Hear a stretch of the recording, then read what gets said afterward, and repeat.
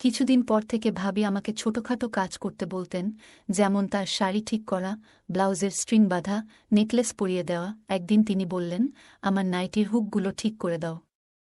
আমি সাহায্য করতে গেলাম, কিন্তু লক্ষ্য করলাম তিনি আমার প্রতি অদ্ভুত দৃষ্টিতে তাকাচ্ছেন।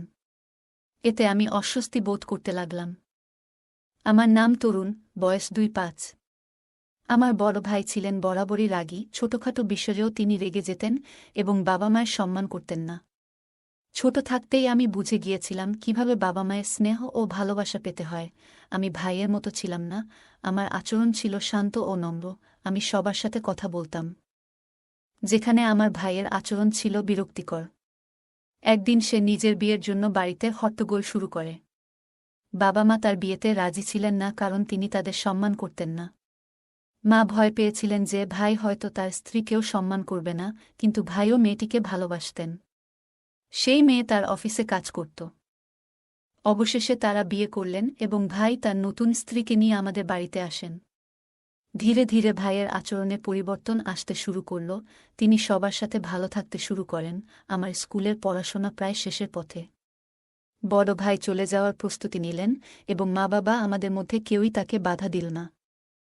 আমরা চেষ্টা করেছিলাম বোঝাতে, কিন্তু তারা কেউই ঝগড়ার আসল কারণ বুঝতে রাজি ছিল না। আমার বোনকে সেই দিন বাড়ি ছাড়তে হয়েছিল। মা আমাকে কিছু জানায়নি। ভাই আর বোন নিজেদের পছন্দে বিয়ে করেছিল। তারা প্রথমে সুখে ছিল, কিন্তু ১ বছরের মধ্যেই তাদের মধ্যে ঝগড়া শুরু হয়। নিজেদের পছন্দে বিয়ে করেও তারা একে অপরকে ছেড়ে যেতে রাজি ছিল। ভাইয়ের বিরুদ্ধে নানা অভিযোগ ছিল, আর ছোটবেলা থেকেই আমি তার থেকে দূরে থাকতে চেয়েছিলাম। একদিন ভাই সিদ্ধান্ত নিয়ে অন্য শহরে চলে যাবে কাজ করতে। মা বাবা তাকে থামানোর চেষ্টা করেছিলেন, কিন্তু তিনি কারো কথা শোনেননি। ভাই তার জিনিসপত্র গুছিয়ে অন্য শহরে চলে যায়। মা বাবা তার জন্য চিন্তিত ছিলেন, কিন্তু ভাই ফোন করে জানায় যে তিনি সেখানে ভালো আছেন এবং বেতন থেকে কিছু পাঠাবেন। আমি তাদের বুঝিয়েছিলাম যে ভাই বোকা নন, তিনি বুদ্ধিমান এবং বিয়ের সিদ্ধান্ত তারই ছিল। মা বাবাকে আর চিন্তা করতে হয়নি। এভাবেই অনেক সময় চলে গেল। আমি আমার পড়াশোনা শেষ করে এখন একটি ভালো চাকরি খুঁজছিলাম। একদিন বাবার কাছে ভাইয়ের ফোন আসে এবং তিনি আমাদের সবার খোঁজ খবর নেন। তখনই তিনি জানতে পারলেন যে আমি একটি ভালো চাকরি খুঁজছি।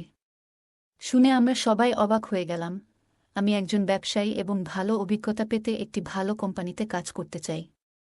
একদিন বাবা অনুরোধ করলেন, ভাই আমাকে তার জায়গায় কাজ করতে পাঠানোর কথা বললেন, কারণ তিনি কিছুদিনের জন্য দূরে থাকবেন এবং তার কোম্পানি ব্যবসার কাজে কানাডায় যাবে। ভাই জানালেন, তিনি বিয়ে করেছেন এবং তার স্ত্রীকে শহরে একা রেখে যেতে পারবেন না। তিনি বললেন, দুঃখিত, আমি তোমাকে জানাইনি। কিন্তু আমার বিয়ে হয়েছে মাত্র ১ মাস। তার স্ত্রী খুবই সংস্কৃতিমনা ও সুন্দর। তারা দুজনেই এই শহরের বাসিন্দা এবং খুব খুশিতে একসাথে আছেন। আমার গল্পগুলো তোমরা শুনো, কিন্তু সাবস্ক্রাইব করো না।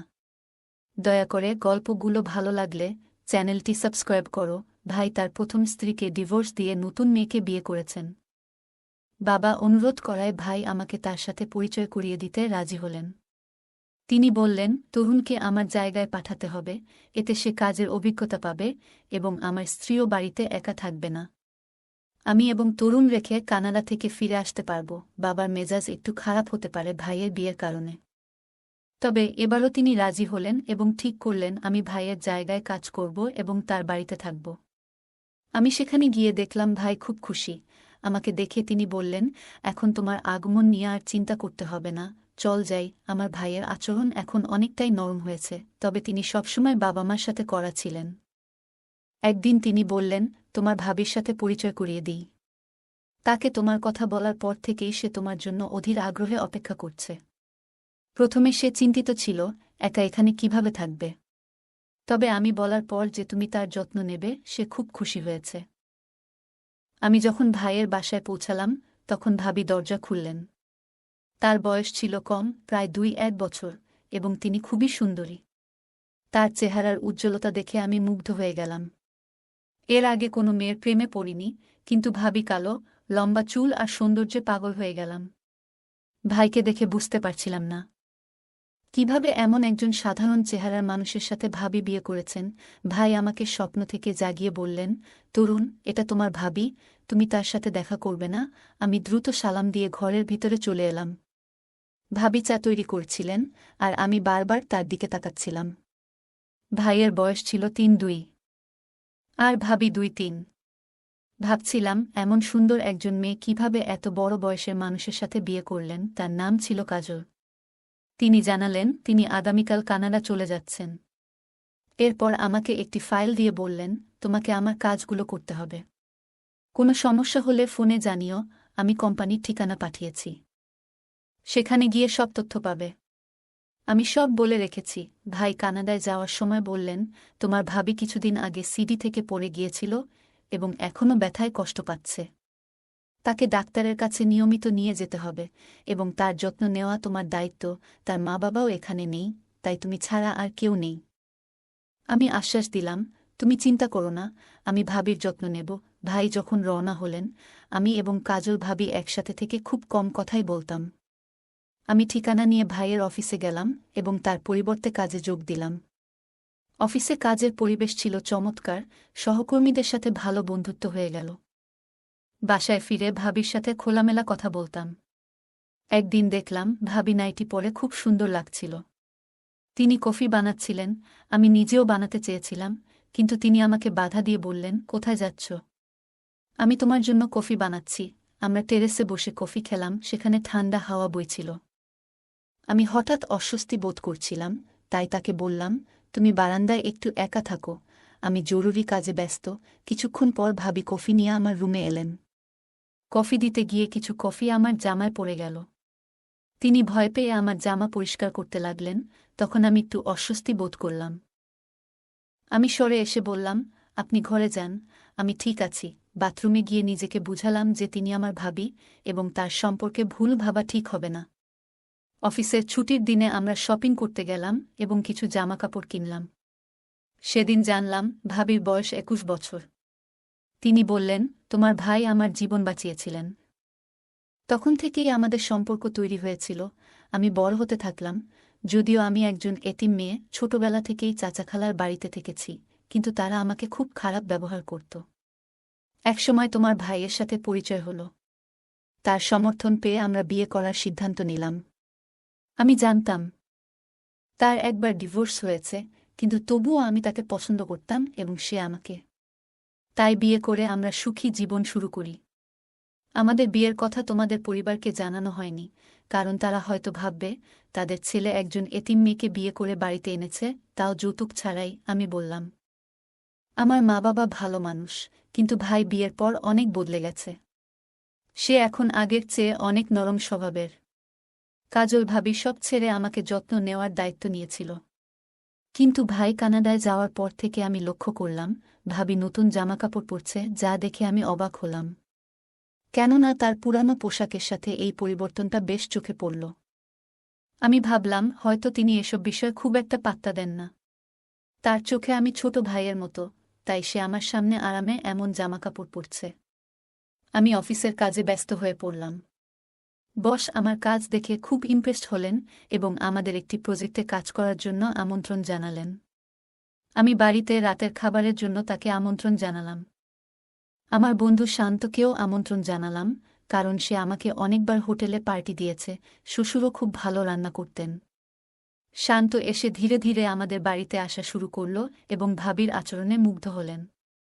ভাবি মাঝে মাঝে আমাদের জন্য চা ও নাস্তা নিয়ে আসতেন এবং আমাদের সাথে সময় কাটাতেন। শান্ত বলত, ভাবির আচার ব্যবহার অনেক ভালো। তোমার ভাবিকে দেখে মনে হচ্ছে তিনি আমাদের ভালো বন্ধু। একদিন শান্ত জিজ্ঞাসা করলেন, আপনি কতদূর পড়াশোনা করেছেন? এতে ভাবির মুখ ম্লান হয়ে গেল। তিনি বললেন, আমার চাচা খালা আমাকে শুধু উচ্চ বিদ্যালয় পর্যন্ত পড়িয়েছেন। এরপর তারা আর পড়াশোনার জন্য টাকা খরচ করতে চায়নি, তাই আমি পড়াশোনা ছেড়ে দিয়েছিলাম। আমি বললাম, এখন তুমি পড়াশোনা করতে পারো। আমার ভাই তোমাকে এই বিষয়ে সমর্থন করবে। আমাদের শহরে খুব ভালো স্কুল আছে। চাইলে তুমি বাড়িতে প্রাইভেট পড়তেও পারো। ভাবি বললেন, আমি কয়েকদিন আগে আহত হয়েছিলাম, যার কারণে শরীরে ব্যথা হয়। আমি এখন পড়াশোনা করতে পারি না, কারণ আমি বিবাহিত এবং আমাকে পরিবারের যত্ন নিতে হয়। ভবিষ্যতে সন্তান হলে আমি পড়াশোনা চালিয়ে যাব। তার কথা শুনে আমি ও শান্ত ভাবিকে আরও উৎসাহিত করলাম। এভাবে আমাদের নতুন জীবনের শুরু হলো, যেখানে আমি ভাবিকে আরও ভালোভাবে চিনলাম এবং আমরা সবাই একসাথে সুখে থাকতে শিখলাম। আমি আমার ভাবিকে বললাম, তুমি খুব ভালো একটা বুদ্ধি দিয়েছ। আমরা সিদ্ধান্ত নিলাম যে তাকে ভর্তি করাবো, কিন্তু ভাবি বলল, এই সিদ্ধান্ত নেওয়ার আগে তোমার ভাইয়ের অনুমতি নিতে হবে। তার অনুমতি পাওয়ার পরেই ভাবি ভর্তি হতে রাজি হল। তিনি বললেন, পড়াশোনার আমার খুব শখ ছিল। আমি বললাম, সবকিছু আমি সামলে নেব, তোমার চিন্তা করার দরকার নেই। ভাবি চিন্তিত মুখে বললেন, কিন্তু আমি স্কুলে গেলে সবাই ঠাট্টা করবে। আমি প্রাইভেট পড়াশোনা করতে চাই, কিন্তু বাসায় বসে পড়লে অনেক কিছুই বুঝতে পারব না। আমি তাকে আশ্বস্ত করলাম, তুমি চিন্তা করো না, আমি তোমাকে সব বুঝিয়ে দেব। আমি তাকে একটি প্রাইভেট স্কুলে ভর্তি করালাম, যেখানে সে বাসায় বসেই পড়াশোনা করতে পারবে। ভাবি এতে খুব খুশি হল। আমি নিয়মিত তাকে সাহায্য করতে লাগলাম। আমাদের বন্ধুত্ব আরও গভীর হতে থাকল এবং ভাবি আমার পরিবারের প্রশংসা করল। এক রাতে ভাবি আমাকে তার রুমে ডেকে নিয়ে গেলেন। তিনি বললেন, আমার পিঠে খুব ব্যথা হচ্ছে, ডাক্তার তেল দিয়েছে। কিন্তু তোমার ভাই যখন মালিশ করত তখন আরাম হতো। এখন সে নেই, তুমি একটু সাহায্য করবে? আমি তাকে তেল মালিশ করতে লাগলাম, কিন্তু লক্ষ্য করলাম তিনি অদ্ভুতভাবে আমার দিকে তাকাচ্ছেন। দ্রুত কাজ শেষ করে বললাম, আমার ঘুম আসছে, এবং রুমে চলে এলাম। কিছুদিন পর থেকে ভাবি আমাকে ছোটখাটো কাজ করতে বলতেন, যেমন তার শাড়ি ঠিক করা, ব্লাউজের স্ট্রিং বাঁধা, নেকলেস পরিয়ে দেওয়া। একদিন তিনি বললেন, আমার নাইটির হুকগুলো ঠিক করে দাও। আমি সাহায্য করতে গেলাম, কিন্তু লক্ষ্য করলাম তিনি আমার প্রতি অদ্ভুত দৃষ্টিতে তাকাচ্ছেন। এতে আমি অস্বস্তি বোধ করতে লাগলাম এবং ধীরে ধীরে তার থেকে দূরত্ব বজায় রাখতে শুরু করলাম। একদিন তিনি বললেন, তুমি আমাকে নাম ধরে ডাকো, আমি তোমার সমবয়সী। আমি বললাম, না, তুমি আমার ভাবি, আমি তোমাকে সম্মান করতে চাই। এরপর এক রাতে দরজায় টোকা পড়ল। ভাবি এসে বললেন, আজ রাতে তোমার রুমে ঘুমাবো, বাইরে বজ্রপাত হচ্ছে, আমি খুব ভয় পাচ্ছি। আমি বললাম, তুমি শুয়ে পড়ো, আমি জেগে থাকব। এভাবে আমাদের সম্পর্কের মধ্যে কিছুটা দূরত্ব আসতে লাগল, কিন্তু আমি তাকে সম্মানের সাথে সবসময় সাহায্য করে যেতাম। আমি আমার ভাবিকে বললাম, তুমি এত বড় হয়ে ভয় পেও না, আমি তোমার কাছেই আছি। তুমি যদি কোনো সমস্যা অনুভব করো, আমাকে জানাও। তিনি আমার কথায় কান্না দিয়ে আমার বিছানায় শুয়ে পড়লেন। আমি কিছুটা অস্বস্তি নিয়ে পাশে দাঁড়িয়ে রইলাম। তিনি বললেন, তুমি ওখানে কেন দাঁড়িয়ে আছো? এসে শুয়ে পড়ো। কথাগুলো শুনে আমি অদ্ভুত লাগল। আমি বললাম, আমি একটু অফিসের কাজ করব। তারপর ল্যাপটপ নিয়ে বসে পড়লাম এবং ভাবির ঘুমানোর জন্য অপেক্ষা করতে লাগলাম। যখন দেখলাম তিনি গভীর ঘুমে আচ্ছন্ন, তখন আমি ধীরে ধীরে উঠে সোফায় শুয়ে পড়লাম। সকালে তিনি জেগে উঠে জিজ্ঞেস করলেন, তুমি কেন সোফায় শুয়েছিলে? তুমি কি আমার জন্য বিরক্ত? আমি তাকে আশ্বস্ত করলাম, এমন কিছু না, চিন্তা করো না। এরপর থেকে ভাবির সাথে আমার কথা কমে গেল। আমি কাজে ব্যস্ত থাকতাম, আর সে মাঝে মাঝে অভিযোগ করত, তুমি আগের মতো আর আমার সাথে কথা বলো না, আমাকে কোথাও নিয়ে যাও না। আমি বললাম, অফিসের কাজে অনেক চাপ, তাই তোমার জন্য সময় বের করতে পারছি না। বলে দুঃখ প্রকাশ করে নিজের রুমে চলে গেলাম এবং দরজা বন্ধ করলাম। কিন্তু সেই রাতেই তিনি আবার আমাকে ডেকে বললেন, আমার কোমরটা একটু মালিশ করে দাও। আমি মালিশ করতে লাগলাম। হঠাৎ তিনি উঠে বসে বললেন, তুমি কি পছন্দ করো সেটাও তো বলো না। আমি বললাম, বই পড়তে আর ঘোড়ায় চড়তে পছন্দ করি। তিনি বললেন, আমিও ঘোড়ায় চড়তে ভালোবাসি। তার কথায় আমি অদ্ভুতভাবে অস্বস্তি বোধ করলাম। আমার শরীর ঘামে ভিজে গেল এবং আমরা দুজনই নীরবে বসে রইলাম। আমি দ্রুত নিজেকে সামলে নিয়ে বললাম, আপনি কি কিছু বলতে চান? তিনি কিছুটা বিভ্রান্ত হয়ে বললেন, তুমি আমাকে ভুল বুঝছ। আমি বললাম, আমি কিছুই ভুল বুঝিনি। বলেই তার রুম থেকে বেরিয়ে এলাম। কিছুদিন পর আমি অফিসে অসুস্থ বোধ করলাম। হঠাৎ শুনি, আমার ভাবি রুম থেকে আমার বন্ধু শান্তের হাসির আওয়াজ ভেসে আসছে। শান্ত বলেছিল সে আজ একটি বিয়েতে যাচ্ছে, কিন্তু সে আমার ভাবির সাথে এখানে কি করছে সেটা আমার কাছে স্পষ্ট ছিল না। আমার কিছু সন্দেহ ছিল, কিন্তু এখন শান্ত আমার সাথে মিথ্যে বলছে। আমি ভাবিনি সে এখানে আসবে। আমি চুপচাপ দাঁড়িয়ে তাদের কথা শুনলাম। তারা আমাকে নিয়ে মজা করছিল। ভাবি বলল, তোমার বন্ধু তরুণ একজন বোকা। আমি কতবার তাকে এটা দেখিয়েছি। তার মধ্যে কোনো পুরুষালী গুণ নেই, তাই সে সবসময় আমার কাছ থেকে লুকিয়ে থাকে। তুমি বরং ম্যানলি, শান্ত হেসে বলল, তরুণকে ছেড়ে দাও, সে ভীতু। আমি হতবাক হয়ে দেখলাম, যা আমার ভাইয়ের অধিকার ছিল তা অন্য কেউ ভোগ করছে। আমার রাগ চরমে উঠল। আমি ঠিক করলাম, ভাইকে সব বলবো। আমি ভাইকে বললাম ভাবির প্রতিটি কাজ সম্পর্কে। এতে ভাবি রেগে গেল। 2 দিন পর ভাই বাড়ি ফিরল এবং ভাবিকে মারধর করে বলল, তুমি পাগলি। আমি তোমাকে ইমপ্রেস করতে বলেছিলাম। ভাই আরও বলল, তরুণ, আমি একজন পুরুষ নই এবং আমার পরিবারের উত্তরাধিকারী চেয়েছিলাম। আমার প্রথম স্ত্রীও আমাকে নপুংসক বলেছিল। তাই আমি চাইছিলাম তুমি আমার বউয়ের সাথে সম্পর্ক স্থাপন করো, যাতে আমার বউ তোমার সন্তানের মা হতে পারে। আমি স্তব্ধ হয়ে গেলাম। ভাবি বলল, আমি অনেক চেষ্টা করেছি তোমার ভাইকে ইমপ্রেস করার, কিন্তু সে আমার জালে আটকা পড়েনি। এখন আমি তার বন্ধুকে দত্তক নিয়েছি। আমি আমার কানকে বিশ্বাস করতে পারছিলাম না। ভাই হঠাৎ আমার মাথায় লাঠি দিয়ে আঘাত করলে আমি অজ্ঞান হয়ে যাই। যখন আমি জেগে উঠলাম, দেখি হাত পা বাঁধা। বাইরে থেকে শোনা গেল, ভাই বলছে, ওকে ঘরে বন্দি রাখতে হবে, যাতে সব সত্যি বলে না দেয়। ভাবি বলল, আমি ঘুমের ওষুধ খাইয়ে দেব। আমি পালানোর চেষ্টা করলাম, কিন্তু জানালার দিকে তাকাতেই দেখি শান্ত রুমে ঢুকছে। সে আমাকে খুলতে শুরু করল। আমি রেগে গিয়েছিলাম, কিন্তু সে বলল, তোমার ভাবি খারাপ মহিলা। আমি জানতে পেরেছি তোমার ভাবি আর ভাইও জড়িত। তাই আমি তোমাকে বাঁচাতে এসেছি। আমার হৃদয়ে তার প্রতি ভালোবাসা বেড়ে গেল। আমরা দুজনেই সেখান থেকে পালিয়ে গেলাম। মাঝে মাঝে সত্য বলাই কঠিন হয়ে যায়।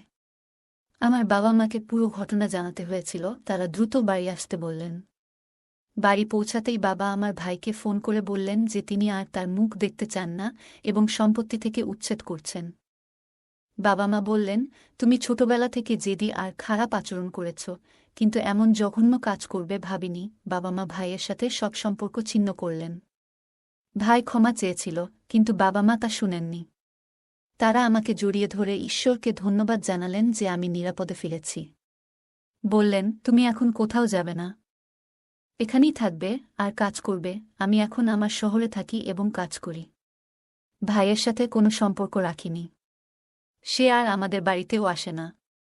তার খারাপ খ্যাতি মুছতে চেয়েছিল, কিন্তু সফল হয়নি। সে তার ছোট ভাইকে আড়ালে রাখার চেষ্টা করেছে, কিন্তু তার স্ত্রী এবং আমার সম্পর্কের কথা কখনো ভাবেনি। কিছু সম্পর্ক এমনই হয়। গল্পটা কেমন লাগলো জানাতে ভুলবে না। আরও মজার মজার রোমান্টিক গল্প শুনতে চাইলে ভিডিওটি লাইক, শেয়ার এবং চ্যানেলটি সাবস্ক্রাইব করতে ভুলবে না। ধন্যবাদ।